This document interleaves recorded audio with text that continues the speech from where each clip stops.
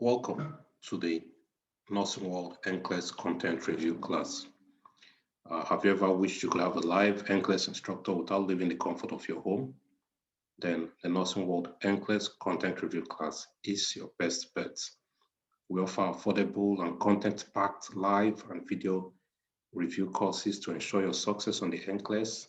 Our videos and our trainings are interactive, they are engaging, and we have a money-back guarantee, which is an indication of our high success level, of our high confidence that you will be successful. Today, we'll be reviewing intravenous therapy. Please remember, we go straight to the point of what you need to know to write the Nclex, so we won't be overloading you with unnecessary details. Our lead instructor, Mrs. Nene, Chair of Nursing World, and others are readily available to guide you along your journey to practicing in the US. Remember what you get when you enroll for this course. You get guidance on how to apply to a US or a Canadian Board of Nursing. You also get guidance on registering for the Canadian Nursing Application Provincial Registration Guidance, the NNAS. You also get assistance with fast tracking your Nursing and Midwifery Council license verification, guidance on CGFNS credential evaluation and application guidelines, fingerprinting card services guidance. You also get access to ebooks for your Nclex preparatory journey. You also get access to daily Nclex style questions on our Telegram group. You get travel guidance to South Africa, Philippines, inclusive of flight, accommodation, visa application when you want to go write your Nclex. Okay, so let's start with a refresher. Let's look at or remind ourselves of how to calculate IV rates. So remember, you could have questions that could range from determining how many milliliters per hour you need to deliver. For that, you will use the formula total solution over hours to run, which will give you your mil per hour. And again, you could also be asked to determine the drops per minute for your IV flow. That you will have to use this formula. So you have to use total volume times drop factor divided by time in minutes. Remember, you may be given the time in hours. For that, you'll need to convert to minutes. But let's quickly put this into perspective. For example, if you're asked to determine how many mils per hour for an infusion that you need to run over 8 hours. Let's say you are given 1,000 mils to run in 8 hours. How many mils per hour should that be? Okay, so now, if using this formula, total solution, if we're given a total solution of 1,000, please don't mind my writing, to run over 8 hours. So that will be 1,000. If we're using this formula, which total solution is 1,000 hours to run is over 8 hours. And then if we solve the maths, we should have 125 mils per hour. So there's a very simple formula. Okay, but again, if you want to use the second formula, if you are asked to determine the drops per minute, so you have to use total volume. So if we're given maybe 1,000 mils in 8 hours with a drop factor of 15, so our total volume will be 1,000 again times, so if we're given a drop factor of 15, so that will be 15 over, remember, let's say a drop factor of 15, and we still the same question, 1,000 mils in 8 hours. So now we have 8 hours, but this has to be the time in minutes. So we have to times it by 60 to convert that to minutes. Okay, so this is what we'll have. And if you do the maths, we should have 31.25. So you need to be, have this in mind if you are asked to convert to a full number or to leave it as it were. So this would be your factor, which would be drops per minute. Okay, so let's proceed. So we'll be starting with central venous access devices. Remember, there are 4 types. We have the peripherally inserted central catheter, a PICC. We have the tunneled central catheter. We have the non-tunneled, which is goes through the skin, the percutaneous central catheter. And then there's the implanted pots. So let's start with the peripherally inserted central catheter, which is your PICC. Okay, so you can see it's usually performed. The venipuncture is usually performed above or below the antecubital fossa. Okay, into either the basilic vein or the cephalic vein or the axillary vein of the dominant hand. Usually they use the dominant hand because it encourages blood flow and it reduces the risk of dependent edema. So if you look at this, you will see that it's threaded from here and the tip of the catheter is in the superior vena cava or the brachiocephalic vein, and it may stay in place for several days to months. So this is a long-term use catheter. But again, there are some potential complications. Yeah, you could have malposition, you could have a pneumothorax developing. Remember, a pneumothorax occurs when air leaks into the space between your lungs and the chest wall. Again, this would also precipitate dysrhythmias, which are improper beating of the heart, whether it could be irregular, too fast or too slow. There could be nerve or tendon damages. There could be respiratory distress. There could be catheter embolism. There could be thrombophlebitis, which would be a condition in which a blood clot in the vein causes inflammation and pain. Okay, so let's go to your nursing care or your nursing responsibilities. Remember, you need to change this dressing 2 to 3 times a week. And when wet, or if it's not adhesive enough, then you need to change the dressing. Flush with normal saline alone, or with normal saline followed by heparinized saline solution. So this depends on your company policy, okay? And again, you don't want to take blood pressure or take blood samples from the extremity with your PICC line. So those are your core nursing responsibilities. Like I said, we go straight to the point. We're not going to dilly-dally around everything you need to know. These are the major points you need to know related to PICC. Okay, so we said there were 4 types. So the second type would be the tunneled central catheter. And this also, for long-term use, can remain in place for years. The catheter is actually cuffed. So you have it cuffed just before it exits the skin.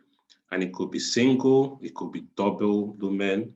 So you can see this is a double lumen line. And again, venipuncture could still be from 2 to 3 finger breadths above the antecubital fossa or 1 finger breadth below the antecubital fossa into the cephalic, basilic, or median cubital vein. Or it could also be inserted surgically in the subclavian vein and then advance to the superior vena cava. So this is our subclavian vein around here. So it could also be inserted through this and advance to the superior vena cava. Some examples of this are your Hickman catheter, the Groshon catheter, or the Palmer-Cat.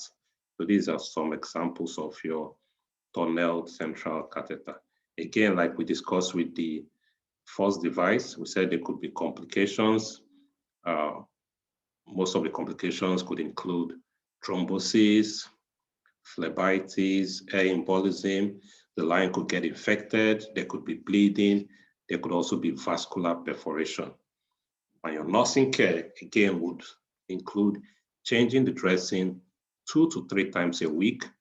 When it's wet or when it becomes non-occlusive, you want to change the dressing. Flush with normal saline alone or with normal saline followed by heparinized saline according to your company policy. Again, the catheter must be anchored securely. And again, you want to avoid chemotherapy or parenteral nutrition through this line. And the third would be your non-tunneled percutaneous central catheter. So remember, the tunneled CVCs are placed under the skin are meant to be used for a longer duration of time, whereas the non-tunneled ones, like this is our non-tunneled catheter, they are designed to be temporarily and may be put into a large vein, like through the subclavian vein, near the neck, the chest, or the groin. This is our non-tunneled catheter. They are just put directly into a large vein. So you can see the tunneled one is actually tunneled through the skin and into a large vessel. And again, they are usually triple lumen central catheters. And then you have the distal catheter or the distal lumen. Usually it could be 16 gauged and it's used to infuse or draw blood samples.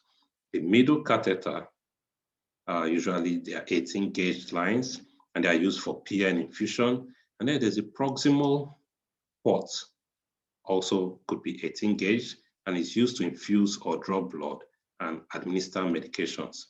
So again, they are used for short-term IV therapy. What you should know in terms of insertion, the client is usually placed supine in a head-low position. This helps to dilate the vessels and prevents air embolism. The client turns head away from the site during procedure. And while the catheter is being inserted, you want to ask the client to perform Valsalva maneuver. Remember this, you want to ask the client to perform Valsalva maneuver. Antibiotic ointment and transparent dressing is applied using sterile technique. Again, you want to verify the position of the tip of the catheter by X-ray. And each lumen is secured with a lower lock and labeled to indicate their position because they could twist amongst themselves. So you want to indicate which is your proximal, which is your middle, and which is the distal line. In terms of nursing care, the site of catheter is used for less than 6 weeks. You need to be conversant with that. And again, you want to flush each lumen with normal saline alone or with normal saline followed by heparinized saline according to your agency policy.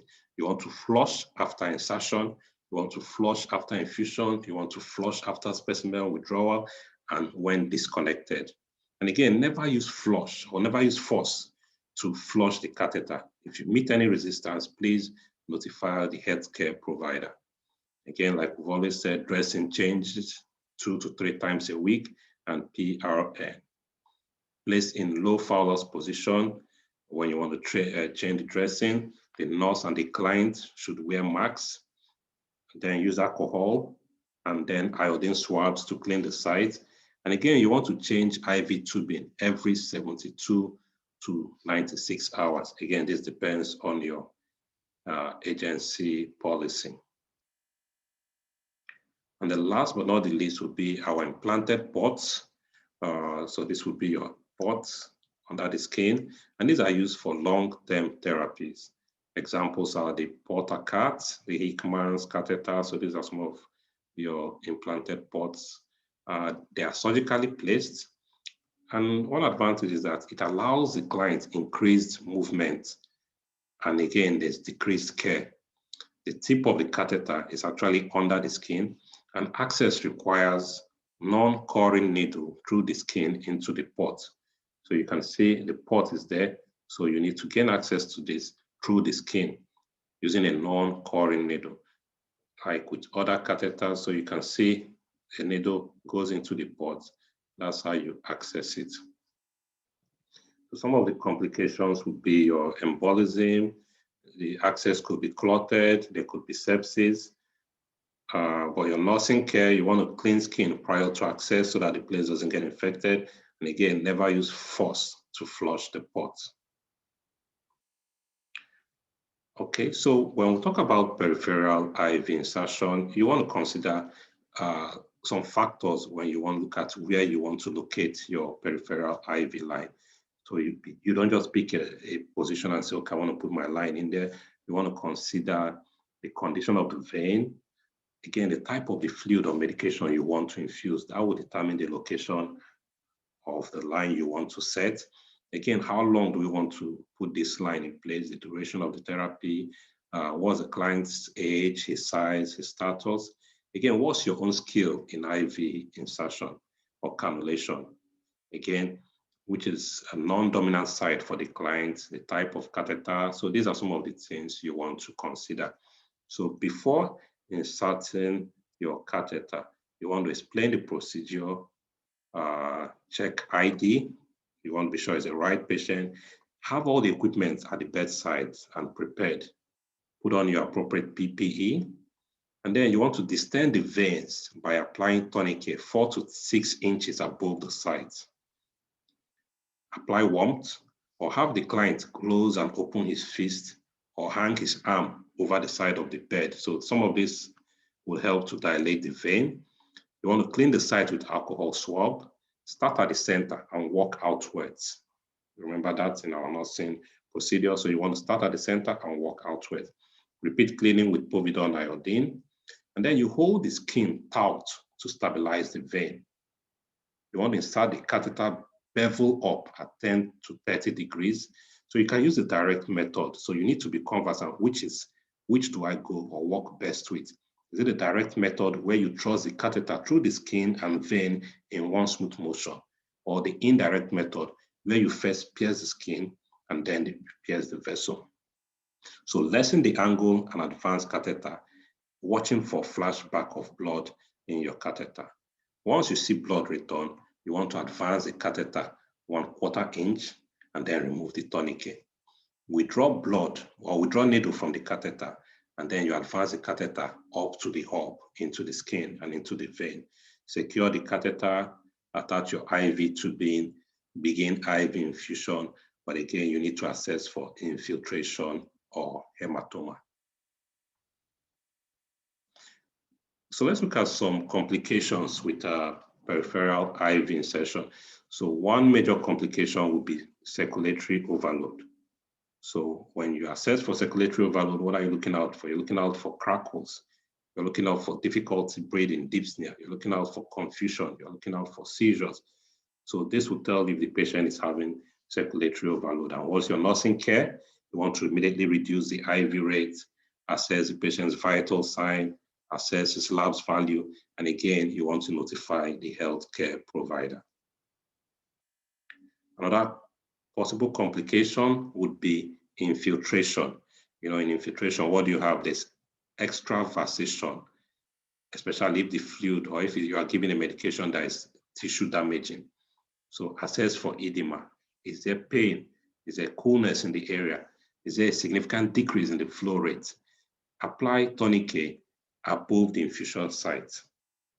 Okay, if the infusion continues to drip, then it is infiltrated. So that's one way to confirm infiltration. You want to apply tourniquet above the infusion site, and if the infusion continues to drip, then it's infiltrated.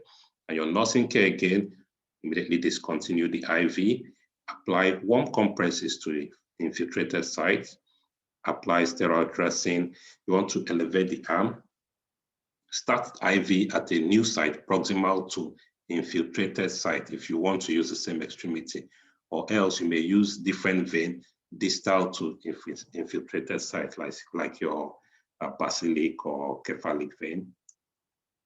Another possible complication is phlebitis, assess for reddened, warm area around the infusion site or on the part of the vein.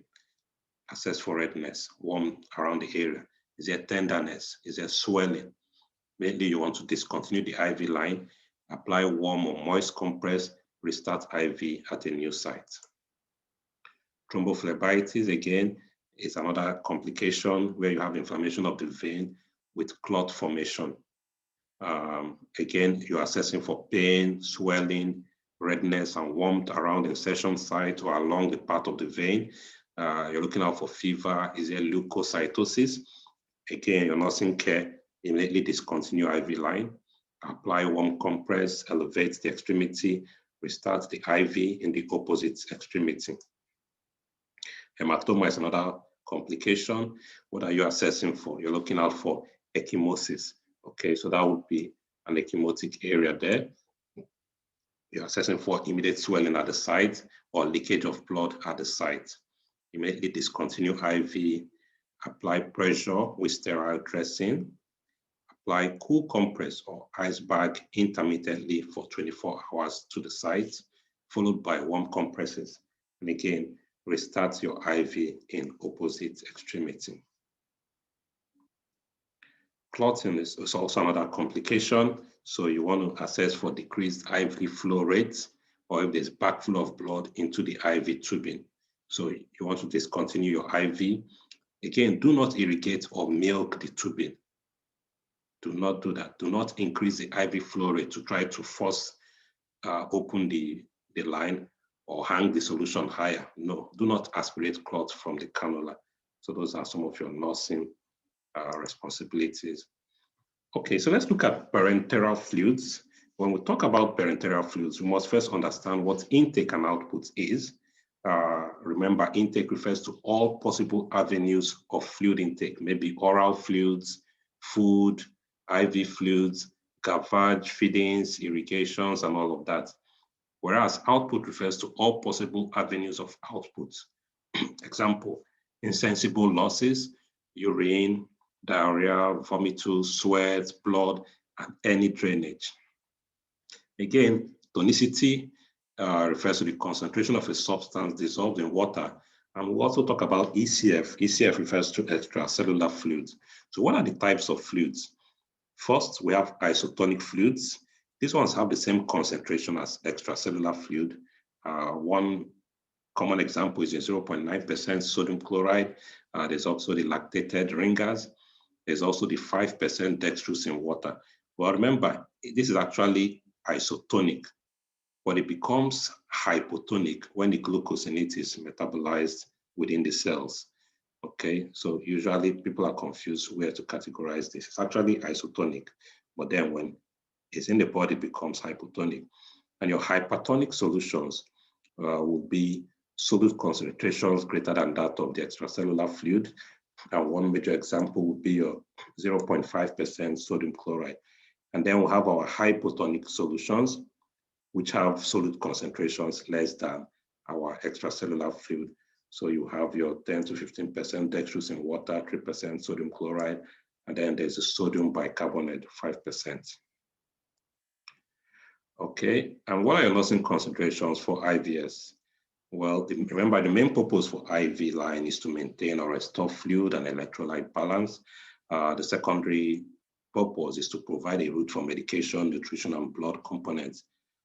So the type, amount, and sterility of fluid must be carefully checked. Remember, macro drips deliver 10 or 12 or 15 drops per milliliter and should be used if rapid administration of IV fluid is needed. Whereas micro drips deliver 60 drops per mils and should be used when fluid volume needs to be smaller or more controlled. For example, in clients with compromised renal or cardiac status, or clients that are kept on keep open rates, even your pediatric clients, so you want to use micro drips for them. So always maintain sterile techniques. You also want to monitor the rate of flow, assess for infiltration, look out for cool skin, for swelling, for pain, assess for phlebitis, look out for redness, any pain, any heat, any swelling. Again, during IV administration, change tubing every 72 hours, back every 24 hours, or again, according to your agency policy. For continuous use standard tubing, you want to change them every 96 hours unless contaminated. If contaminated, please change immediately. For intermittent use tubing, change every 24 hours unless contaminated. If it's contaminated, change immediately. Again, change fluid containers every 24 hours.